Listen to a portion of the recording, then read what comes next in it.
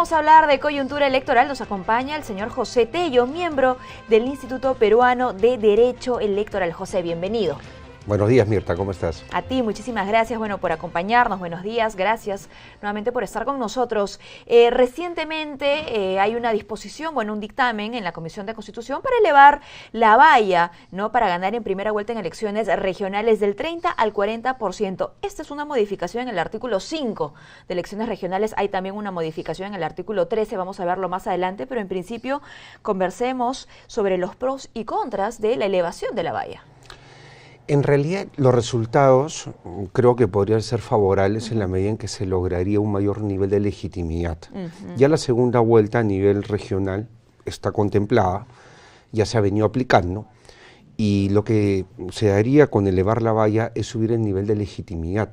Por otra parte, recordemos que la razón misma de las vallas, o mejor dicho, de los topes que colocan acá, o los mínimos que colocan acá, es básicamente lograr que en segunda vuelta se gesten alianzas y que se dé una mayor gobernabilidad en la región. Claro. ¿No? Esa es la finalidad de una segunda vuelta, ¿no? Entonces, en realidad, este sistema yo considero de que es bastante beneficioso y, ayudaría sobre todo al tema de la gobernabilidad. Dejemos de lado otro tipo de factores, sino centremos en la gobernabilidad, ¿no? Sí, eso es cierto, porque a propósito de los otros factores que tú mencionas, Vicente Ceballos puso en duda, ¿no?, que la corrupción o la falta de gobernabilidad en los gobiernos regionales se pueda enfrentar solamente subiendo el porcentaje de la valla electoral. En tu opinión, sí tiene que ver con la gobernabilidad, más no con la corrupción, por ejemplo, la lucha con la corrupción. Claro, gobernabilidad en cuanto a que los actores políticos coexistan, pero si vamos al tema de la corrupción, puede darse el caso que todos los actores políticos sean corruptos. O sea, no existe un filtro contra la corrupción. No hay un garante en ese sentido. No hay un garante. ¿No? Como que también haya contrapesos, pero el tema es muy complicado. Corrupción no habría que mezclarlo acá porque este es un tema técnico. Claro, de representación además. Claro, ¿no? Básicamente electoral, técnico, ¿no?, y centrado en la representatividad y justamente en los mayores niveles de legitimidad producto de la segunda vuelta. Ahora, ¿qué significado tendría esa elevación para las agrupaciones políticas, por ejemplo, con miras a las elecciones del próximo año? Bueno, les pondría más rigurosidad en cuanto justamente a esto de las alianzas electorales, ¿no? Recordemos que, por ejemplo, los movimientos políticos pueden hacer alianzas entre sí y pueden, obviamente, mejorar su performance misma para la elección, ¿no? Ayudaría, lo sentaría a conversar, y eso ya es bastante. Si se habla de gobernabilidad, como te digo, dejando de lado factores como la corrupción y otros más, centrémonos en la gobernabilidad, esto ayuda. La gobernabilidad entendida justamente en la toma de acuerdos, ¿no?, en los consensos y en una agenda conjunta para el desarrollo de una región. Y representación. Recordemos que estas agrupaciones políticas representan, ¿no?, intereses, y una serie de organismos están muchas veces propios de la sociedad civil involucrados en este tipo de procesos, respaldan. En realidad, no solamente es el elector, sino la sociedad civil la que se moviliza en torno a este tipo de acuerdos que ayudan a la gobernabilidad, ¿no? Bueno, hay que recordar que esta iniciativa legislativa, ¿no?, proviene de Fuerza Popular. En principio, en mayo, ¿no?, el congresista Segundo Tapia presentó un proyecto de ley con este contenido, y luego, el 12 de octubre, recientemente nada más, Osías Ramírez también ha presentado este proyecto de ley que, al parecer ha tenido un buen respaldo, ¿no? Sí, es que en realidad es una medida saludable, ¿no? Pero eso sí, me preocupa cada vez más que cercana ya a la elección estén haciendo este tipo de cambios, ¿no? Esto se ha debido prever en en la primera, segunda legislatura, iniciado recién el gobierno, ¿no? Hablo de hasta el semestre pasado, ¿no? Sí. Claro. Pero bueno, estamos y en todo caso hay que tomar el toro por las astas y sacar el tema adelante, ¿no? Está todavía la posibilidad de la vacatio legis, de que puedan inaplicar esta norma, ¿no?, para, como se va a discutir en el Pleno. Así es, aún no pasa por el Pleno, está en la Comisión de Constitución. Claro, se pueden aplicar ahora para las elecciones del 2018 y se coloquen, para las elecciones del 2022, lo cual ayudaría, ¿no? Ayudaría porque la gente en realidad lo que quiere, y eso es un poco alarmante, ¿no?, de estas modificaciones en la norma electoral, ¿no? La gente lo que desea en realidad es que haya un nivel de predictibilidad, que no sean situaciones... Que no haya sorpresas, pues, ¿no? Claro, como la que se dio el año pasado, por ejemplo, ¿no? Eso no se puede volver a repetir. y definitivamente pues hay que trabajar en función de eso. Oye, a nivel de sorpresas, ojo, me permito hacer un paréntesis también para hablar sobre Pedro Pablo Kuczynski, nuestro presidente, y cómo ha observado la ley de modificaciones en el cronograma. Es su prerrogativa constitucional. Pero muchos no lo veían venir. Pero está dentro de sus funciones. Él puede hacer las observaciones que requiera, pero también recordemos de que el Congreso puede aprobarlo por insistencia, si no está de acuerdo con el presidente, porque la función legislativa es propia de la representación nacional, en este caso el Parlamento. Bueno, y regresando, ojo, luego de hablar del artículo 5 que tiene que ver con la valla electoral, el artículo 13 tiene que ver con los requisitos en las elecciones regionales para aquellos que quieren postular al cargo de gobernador, vicegobernador y consejero regional. A esto se suma ahora el requisito del nacimiento. Lo cual es, de alguna u otra manera, un clamor ya de tiempo atrás, ¿no? Sí. Se hablaba de que una persona nacida tenía derecho a postular. Las elecciones regionales, a diferencia de las elecciones municipales, están basadas en el domicilio real de la persona. Uno tiene que domiciliar durante 3 años en la región. En las elecciones municipales, recordemos que el tema es el domicilio múltiple, ¿no? Que siempre ha generado toda una casuística muy interesante justamente al Supremo órgano electoral, ¿no? Al Jurado Nacional de Elecciones, que ha tenido que desarrollar toda una serie de jurisprudencias en torno a esto. Pero yendo hacia lo que son las elecciones regionales, el hecho de que se incorpore este requisito, ¿no? De haber nacido es bastante saludable porque abre más el espectro, ¿no? De posibilidades. Entonces, ¿no? Claro, entonces puede ser una persona que sale de su región, digamos, viene a Lima, se va al extranjero, tiene un tiempo afuera, puede aportar mucho a su región porque viene muy preparado, capacitado, y obviamente el tema de la residencia, lo de los 3 años lo condiciona, ¿no? Es como una suerte de corsé. Abrir juego es bueno. Abrir juego es bueno. Todo lo que sea apertura de juego es bueno. Lo restrictivo es lo complicado, ¿no?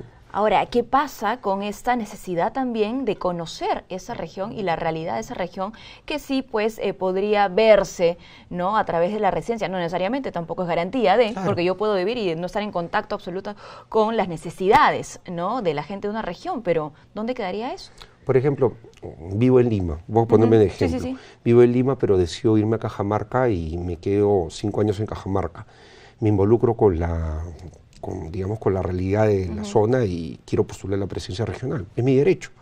Todos los ciudadanos tenemos derecho a elegir y a ser elegidos.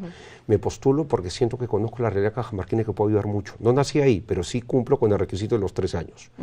Real de residencia. En el caso particular de un cajamarquino que ha vivido, digamos, los últimos 10 años fuera, pero que viene con muchos conocimientos, digamos, de el extranjero y que quiere aplicarlos en la región, pero que tiene un amor por su tierra, específicamente por Cajamarca.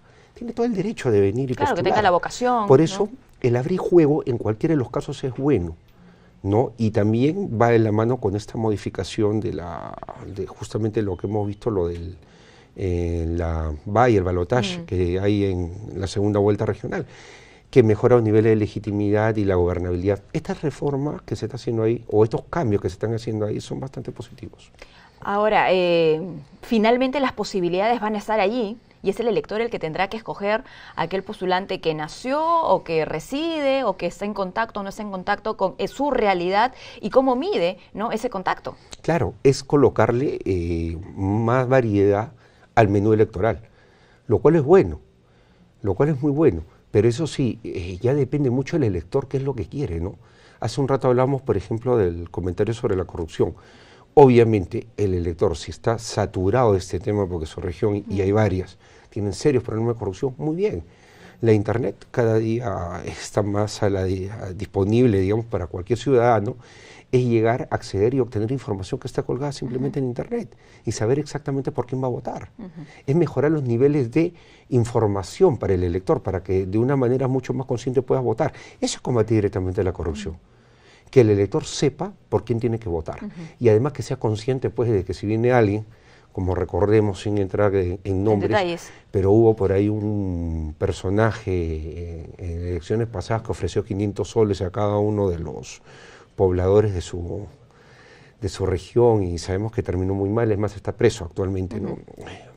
Obviamente una propuesta de ese tipo, pues, nadie racionalmente, no, y racionalmente nadie va a entenderla como seria, ¿no? O sea, ya también depende mucho de la autocrítica que se tiene que hacer el elector, ¿no? Si votamos por personas que ofrecen ese tipo de cosas, obviamente vamos a terminar como hemos terminado. Pero si somos conscientes de que hay que ir, ¿no?, hacia propuestas serias, reales, y vemos más bien que los actores políticos involucrados en estos procesos conversan entre sí, generan alianzas para la gobernabilidad, eso creo que mejora bastante. ¿Cuál debería ser el escenario ideal, José, en los próximos días, si hablamos de reforma electoral, si regresamos, por supuesto, a la observancia sobre las modificaciones en el cronograma y aquello que está aún por hacerse? Bueno, el tema es, repito lo que dije hace un instante, ¿no? Es complicado a medida que se va acercando la elección. Ya estamos en cuenta regresiva. Sí, sí. ¿No? El primer plazo electoral se venció el 9 de julio del 2017, hace unos meses. Y fue el plazo para la renuncia de aquellas personas afiliadas a un partido político que querían postular como independientes o en otro. Entonces, si ya tenemos plazos encima, recientemente se ha vencido otro, para la presentación de padrones, las organizaciones políticas, en fin, ya está avanzando el cronograma. Y sin embargo estamos todavía legislando, ¿no?, o el Parlamento, nuestra representación nacional está legislando para los próximos comicios. Entonces, sugeriría, ¿no?, o más que todo invocaría, ¿no?, como ciudadano, y bueno, también sugeriría como técnico en la materia, que evalúen pues si aplican o no aplican determinadas normas, por más que las promulguen. El latinismo que usamos los abogados es la vacatio legis. Si es que la norma se puede aplicar para este proceso, nos guardamos en la aplicación de la norma, en la eficacia de la norma, para el siguiente comicio del 2022, en el caso de las regionales y municipales. Entonces, hay que ver el tema con bastante prudencia. Está en manos del Parlamento el ver si aplica o no determinadas reglas de juego para los siguientes comicios. Recordemos lo que sucedió con la 30.414, la famosa ley de dádivas que modifica pues la ley de organizaciones políticas, que era la ley de partidos, ¿no? Se generó una situación muy compleja. Dicho sea de paso, actualmente todavía se está manteniendo más regulada, de acuerdo a esto sí ya es una norma que está para la promulgación del presidente de la República. Ya se ha visto nuevamente el tema de dádivas y se les ha colocado ciertos criterios de proporcionalidad, pero no deja de ser preocupante, ¿no?, que para estos comicios municipales el tema pueda desbordar a los organismos electorales por volumen. No, y aparte, porque lo que he podido advertir, y quizás entrando a ese punto que yo creo que es de interés del elector, es un tema complicado, es un tema muy complicado y hablamos de elecciones que generan 3 o 4 veces más carga procesal que las elecciones generales que hemos tenido el año pasado. El año pasado, el 2016, tuvimos una carga fuerte y el tema fue complicado y el jurado, bueno, no tenía reglamento, ahora lo va a reglamentar, pero en ese momento tuvo que resolver en base a criterios, en base a precedentes. Entonces, ¿qué ocurre? Ahora puede reglamentar, pero van a haber tantos supuestos, la casuística se va a incrementar tanto, básicamente por el volumen de candidaturas en juego. Entonces, el tema en sí es complejo. Y esperemos, ¿no?, de que esta modificación normativa pueda pues, ser debidamente desarrollada por el jurado vía reglamentaria, ¿no? Muy bien. Bueno, muchísimas gracias, José, por acompañarnos. Sin duda se aplaude el ánimo de reforma, pero hay que saber cómo y cuándo. ¿Cuándo, sobre todo? ¿No? ¿Cuándo? Me quedo con eso. Muy bien, muchísimas gracias. Hemos conversado con José Tello. Él es miembro del Instituto Peruano de Derecho Electoral.